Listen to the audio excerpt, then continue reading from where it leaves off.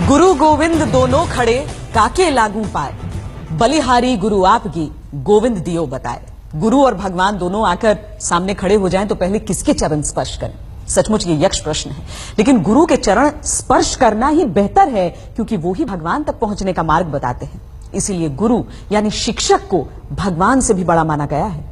हालांकि बदलते वक्त के साथ ऐसे शिक्षकों की मिसाल कम मिलती है जो अपने छात्रों के मन में वाकई ईश्वर का दर्जा रखते हैं, लेकिन अभी भी ऐसे शिक्षक हैं जिन पर छात्र अपनी जान छिड़कते हैं और पूरा गांव उनकी विदाई पर आंसू बहाता है।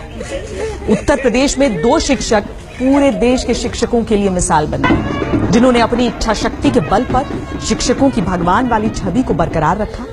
इसका इनाम उन्हें तब मिला जब उनके तबादले पर पूरे गांव ने आंसू बहाए और बच्चे बोले, मत जाओ मास्टर। तुम बोलो।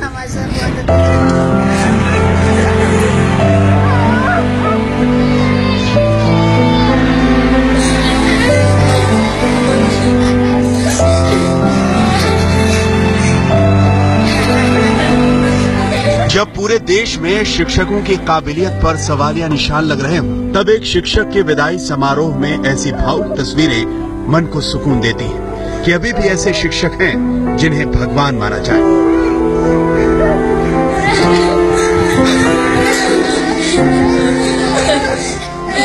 आज की क्लास से निकले तो हमारे सर जी कह रहे थे, बच्चे तुम लोग पढ़ाई मत छोड़ना, फीस कापी किताब जो भी कपड़ा लत्ता जो भी लगे हमसे मांगना, लेकिन तुम लोग पढ़ाई मत छोड़ना।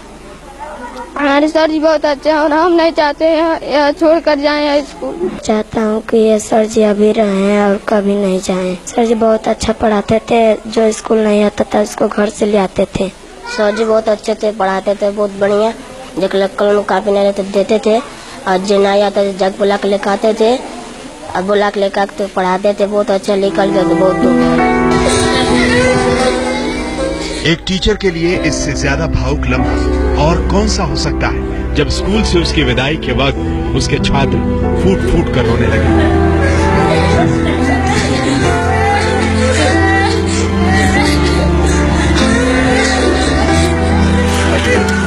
बच्चे तो बच्चे, बड़े बूढ़े भी टीचर को गले लगा लें और रूंधे हुए गले से बोले, मास्टर साहब मत जाओ।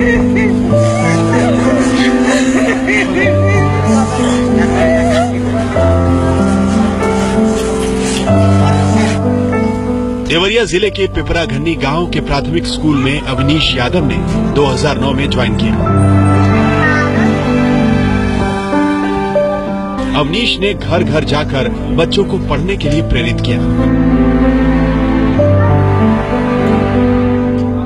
गांव में शिक्षा की अलग जगाने में लगे मास्टर साहब अवनीश को गांव वाले अपने बेटे की तरह मानने लगे। लेकिन अचानक 7 साल बाद मास्टर जी का तबादला गाजीपुर हो गया, तो विदाई समारोह में पूरा गांव भावुक हो गया।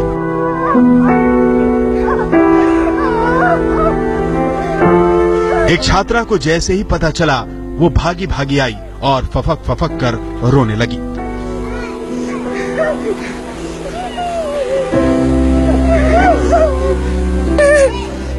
क्या बूढ़े, क्या जवान, क्या बच्चे, सभी की आंखें नम हो गई। स्कूल के बच्चे जब उनके गले लगकर रोने लगे तो उनसे लिपटकर मास्टर जी भी खूब रोए।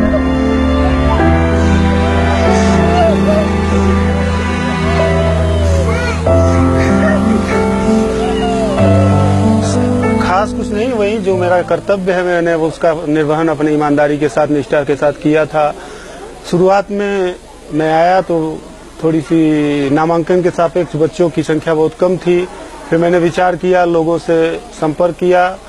कुछ लोग अपनी परेशानी को बताया कि भाई मजदूर करने जाते हैं हम लोग तो घर देखने के लिए बच्चे को रोक लेते हैं। फिर उनसे हमने शिक्षा के महत्व के बारे में पूरा जानकारी दिया कि आप शिक्षित होंगे तो ये नौकरी पाएगा, ये होगा। उसके साथ तमाम चीजें जोड़ करके हमने इन लोगों को समझाने में का प्रयास किया और ये लोग समझे और अपने बच्चों को विद्यालय भेजना शुरू किए।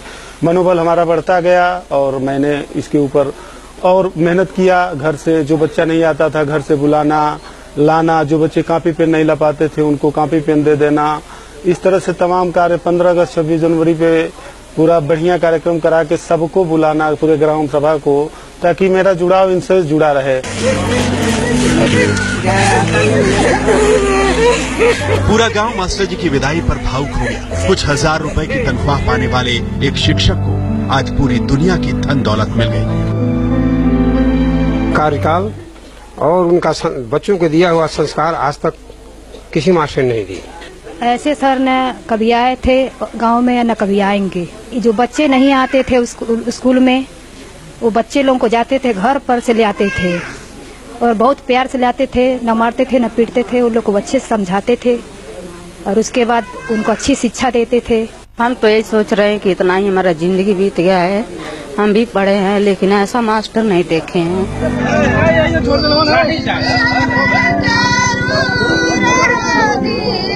मास्टर जी जब गांव से जाने लगे तो महिलाएं मंगल गीत गाती हुई गांव के बाहर सड़क तक उनको विदा करने आई।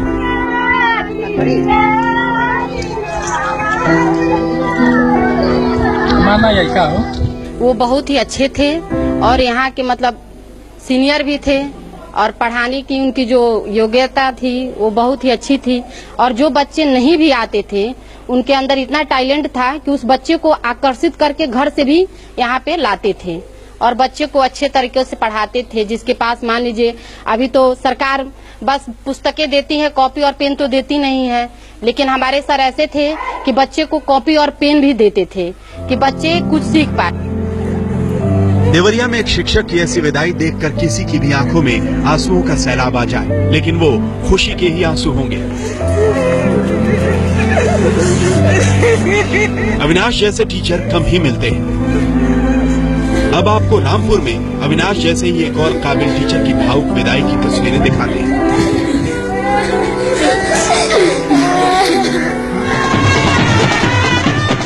साल 2014 में मुनीश कुमार ने रामपुर जिले के प्राथमिक स्कूल में ज्वाइन किया और थोड़े ही वक्त में बच्चों के साथ साथ पूरे गांव के दिलों पर राज करने लगे। लेकिन फिर मुनीश कुमार का तबादला मैनपुरी में हो गया तो पूरा गांव फूट फूट कर रोने लगा। पूरा गांव भावुक हो गया, स्कूल के शिक्षक भी भावुक हो गए। भावभीनी विदाई समारोह में पूरा गांव अपने शिक्षक को विदाई देने के लिए बैंड बाजे के साथ शामिल। गले में माला और गांव वालों की भीड़ के बीच एक शिक्षक की ऐसी विदाई आपने पहले शायद ही देखी हो। आज तक की टीम इस भावुक लम्हे को कैमरे में कैद करने के लिए पहुंची तो बच्चे दोबारा फूट फूट कर रोने लगे, कहने लगे सर वापस आ जाओ, बहुत याद आती। टीचर मुनीश कुमार में इन बच्चों को रब दिखता है। सर बहुत अच्छे से पढ़ाई करते थे। क्या चाहते हो आप? हमारे सर वापस आया है। पुलिस सर आपके गए तो क्या हो? बहुत अच्छा पढ़ाते। अच्छा, अब आप क्या चाहती हैं? दोबारा आ जाते। ऐसी तस्वीरें दिल को सुकून देती हैं कि देश में शिक्षा के हालात अभी भी इतने बुरे नहीं हैं। आज भी अविनाश और मुनीश जैसे शिक्षक हैं जिन पर देश भरोसा कर सकता है, जिनके जाने से बच्चे आंसू बहा सकते हैं, जिनके तबादले पर पूरा गांव बैंड बाजे के साथ उन्हें विदा कर सकता है। ये तस्वीरें उम्मीद जगाती हैं एक बेहतर कल की, जो इनके जैसे शिक्षकों के कंधों पर टिका है। देवरिया से राम प्रताप सिंह और रामपुर से आमिर खान के साथ अनिल कुमार, दिल्ली आज तक। दरअसल दो तरह के शिक्षक होते हैं, एक वो जो एक नौकरी के लिए ज्ञान बांटते हैं, दूसरे वो जो संस्कार बांटने के साथ रिश्ता बांधते हैं अपने छात्रों के साथ। गुरु शिष्य की ये परंपरा रही है हिंदुस्तान में, यही संस्कृति है हमारी, इससे भटकाव होता है। दरअसल हकीकत यही है, सच्चाई यही है। आज हम ये कहने पर मजबूर हैं कि भगवान ऐसे शिक्षक हर स्कूल को दे।